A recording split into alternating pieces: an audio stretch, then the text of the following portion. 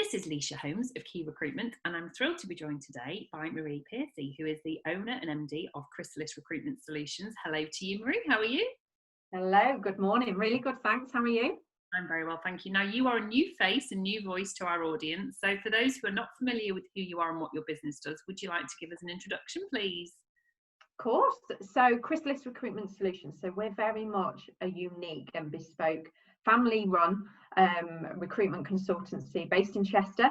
We recruit throughout the UK and like to think we're very different to a traditional agency. So we're very much about building relationships and partnerships with clients, working as their recruitment partner, and offering flexible and very innovative solutions for clients to be able to recruit the best people for their business. So we build that relationship and support as much or as little as they need us to, really.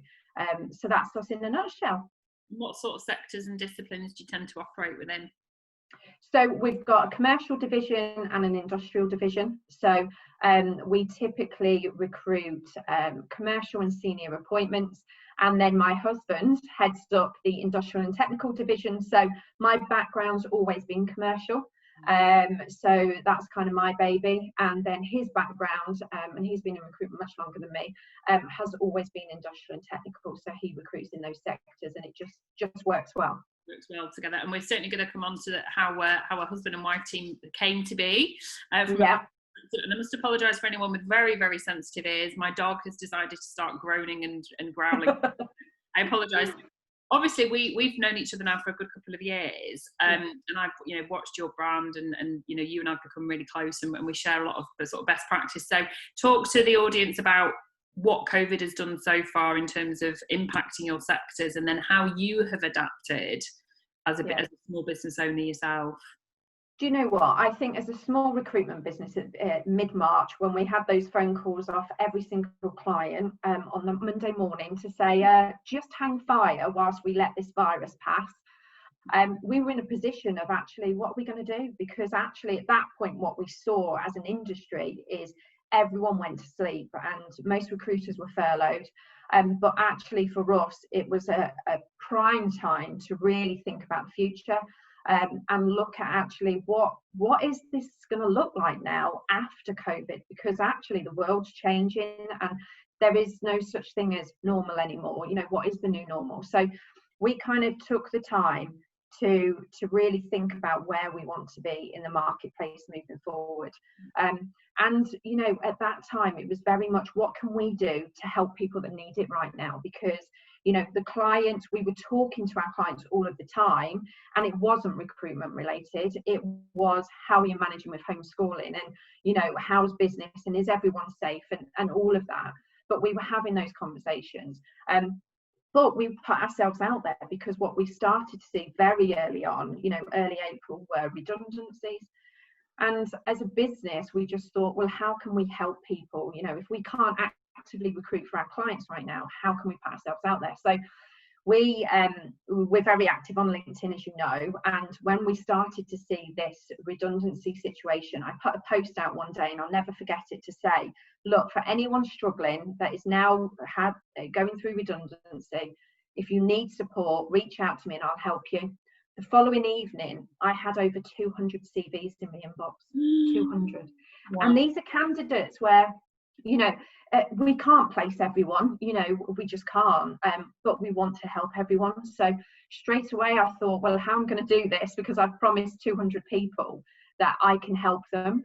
And actually, I can't help everyone. So what we did very early on was put together webinars so that we could support everyone. And actually, we put together webinars, and the first kind of series was very much how to smash your job search. And it covered all the basics of CVs and job searching and interviews, but actually, how do you set yourself apart from what everyone else is doing? So as with everything in life, you have to set yourself apart to get noticed. And with candidates now, if you're one of 100, 200 applications, how are you going to get noticed? And as a business that's all about video anyway, and being innovative, we're encouraging candidates to record videos and get in front of your potential employers and cherry pick who you want to work for and get noticed. We had over 500 candidates on those webinars, 500 from all over the world, which was just incredible. And then we went on and we noticed during that time, as time went on, people were struggling with a job search, as in mental health. So we had a guest speaker, Shasni Spence, came on to talk about well-being and all these things where for candidates, it was just helping and just getting them in the right mind frame, getting them to put together a plan that was realistic in terms of what they can do to impact their job search. And then whilst we were doing all of that, we were still talking to clients, and very early on, it was very obvious the market is changing, and thank goodness for it, because actually what clients need now is very different to what they needed 6 months ago. And I think recruiters with that approach of just bums on seats and high volume and transactional, no relationship, firing CVs around that gives us all bad reputation, that's long gone, and clients don't want that anymore. So we adapted very early on, because clients were saying to us, well, actually, I've got 200 applications for my job. I haven't got time to deal with that. So for us, we adapted and went, actually, not everyone wants us to do the full search and selection piece anymore. There are clients that actually just need us to filter those applications, do video interviews with candidates, and shortlist from there.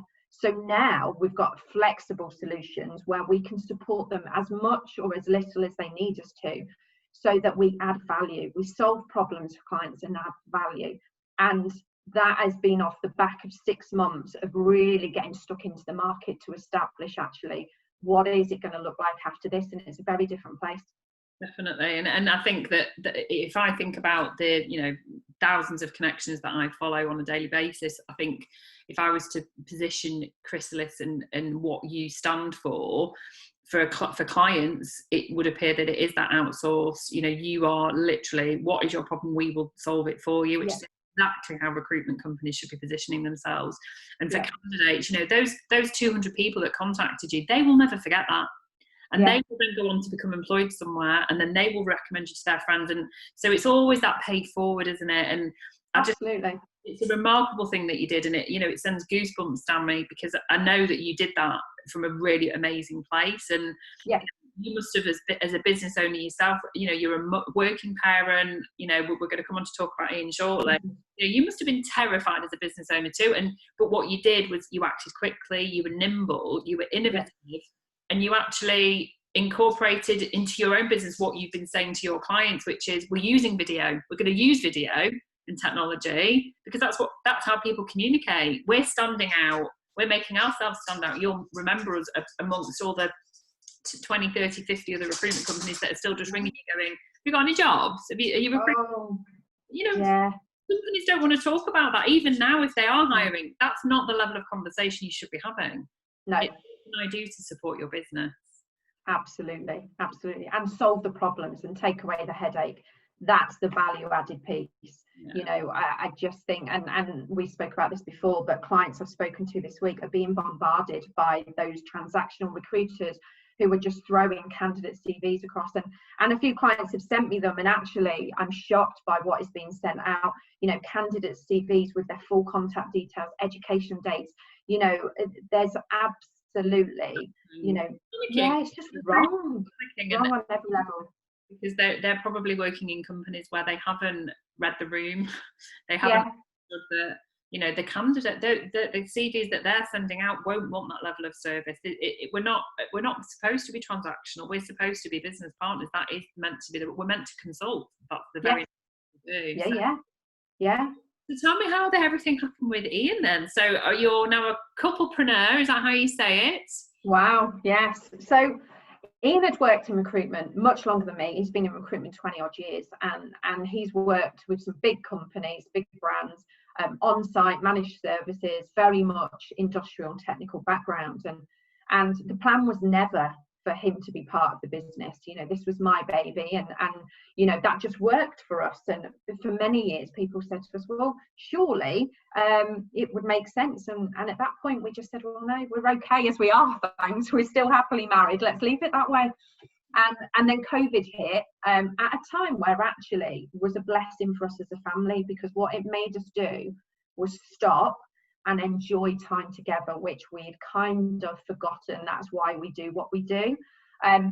So we've spent 6-7 months indoors together, and actually have come out much stronger. And following Ian being put on furlough and then being made redundant, it just seemed obvious that now was a great time, if ever there was one, to actually introduce the industrial and technical aspect into what is a growing business. So, you know, the business is doing extremely well. The commercial that we've always done is what I know and love. But actually, you know, there are clients who need support in other areas, and Ian offers something that I don't. So we are completely chalk and cheese. We are complete opposites of each other. But that seems to work, which is good. And yeah, so far so good. Ian's very much focusing on relationships with clients in those industries. I'm still very much the strategy person and the kind of client-facing person, because that's just me. Funnily enough, I got him to do. I'm very much about personality profiles, and me and the team have them because we understand each other. So I did get Ian to do a personality profile, and actually, you know, I'm up here, this star creator. You know, he is the complete polar opposite. He's all about processes, systems, relationships, you know, delivery, all of that. So it just seems to work. Complementary. And you know, we met, didn't we, on a yeah. And shout out to Katie Green and Nikki Coffin for the Centre of Excellence, which was a brilliant way to connect to people. And you know, I think that it's about having the foresight to see that you know, clearly as a married couple it works. It must. We're not here to talk about marriage, but you know, as a relationship. But actually, if you think about what your clients are and what your clients can offer, and vice versa, you know, there's a leverage there, isn't there? Industrial will have commercial needs and so on. So that's really good. And how has it worked from a home life perspective? I mean, you know, and I'm not prying into your home life here, but given full-time at home, you know, it's do you talk about it? Yeah. I mean, how do you make sure there is a definite? We're not. And then there does need to be, because for the last 3 years I have literally lived, breathed, you'd talk to work constantly, and at the end of the day I would talk work. But now that we're living and breathing it together, I think what is really important is you do have those boundaries, that, you know what, when the laptops go off, then actually it's not about work, it's about us, and it's about the boys, and it's about the family, because that's why we do what we do.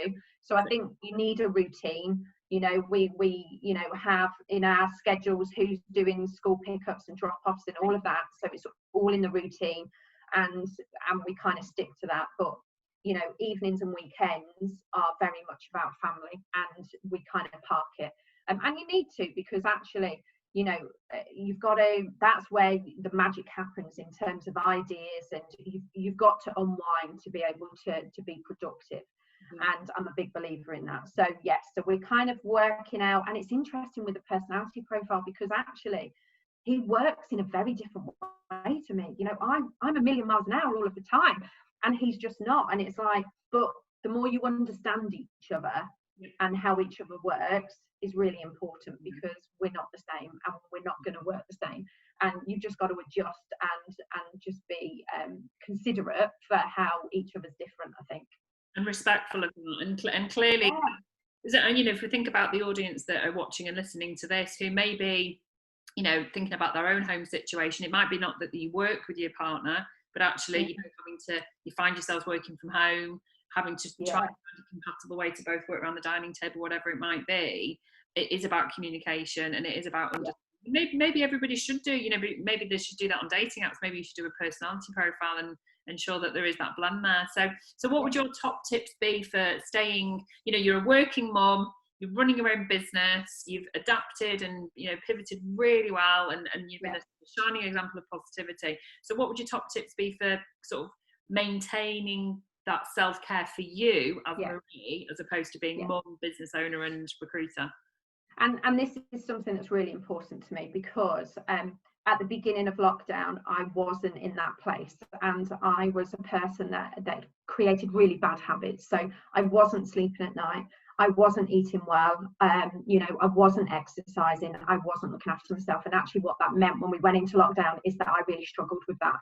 And the biggest thing I took from lockdown was actually taking care of me. And I've got into some amazing daily routines. So I now get up half an hour before anybody else in the house. So there's no rushing around. I sit down with a cup of green tea and a podcast and just have half an hour to myself. And then every evening I meditate, and have done now for like this last 7 months. It allows me to just unwind and relax.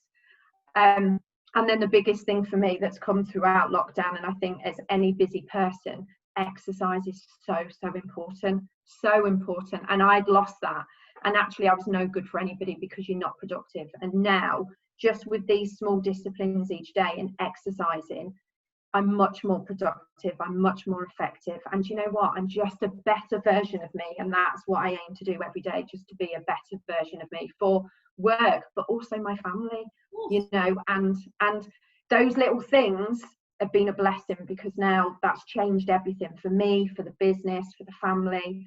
You know, I'm a much better person for it, I'm sure. Definitely. And you know, the old saying, isn't it, healthy body, healthy mind? I'm a huge advocate of that. But that, you know, for someone who is such a busy person like yourself, I think it's a real lesson there for those that say, well, you know, I'm too busy to fit in a workout, I'm too busy. But actually it's totally counterproductive. Yeah. By sorting that out and getting your endorphins, everything else will follow from that boost in the morning. And you know, I do the same as you. I set my alarm way earlier than I need to, because I do like to, I get up and I do my HIIT first thing. That if I don't do it then, and I actually lay my mat out when I go to sleep, so I cannot the Joe Wicks workout, and then I come down and I have a coffee, I sit on my laptop, I plan my day, I might, you know, go for a walk with the dog before anyone's even stirred. And it's just, it's calm. And I think that it's ironic, isn't it, that you think, you know, getting yourself all, you know, worked up and having a workout and everything will make you anything other than more productive, more creative. Are there any, you know, really into sort of recommendations? So are there any good podcasts or any good meditation apps that you can signpost people to? Meditation, I swear by Headspace. So I do pretty much everything on Headspace. Podcasts, I mean, I'm a BNI member, so I listen to a lot of BNI podcasts, but also Rob Moore is one of my favourites, you know, very much says it as it is, but very inspirational. His books are great as well.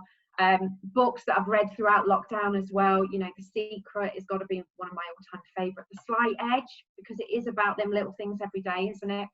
The 4-Hour Work Week, you know, the Chimp Paradox, you know, all these things I think just keep your mind active, keep you focused, keep you driven, and ultimately keep you pushing forward. And I know we're both huge fans. We've got to mention Greg Savage, haven't we? Absolutely, Greg Savage, yes. You know your fan club, Greg. So when you come back over to the UK next year, hopefully we'll be sat in the front row. Absolutely. And I have to say, anyone that hasn't read his book, read his book, because it is awesome. Were you shouting out loud when you were reading it as well, going, yes? Yes. Yes. I'm so happy to see you, and you are radiating good health, positive energy, and that's why I invited you on today. And if anyone's been listening to this on the podcast, head over to YouTube, because then you can see Marie's energy and you're just infectious. So get connected to Marie if you are in anything to do with commercial or industrial, you want to know more about the webinars, and obviously we'll share links to Headspace as well. And thank you so much for joining us today. Really appreciate it. You're welcome. Speak soon.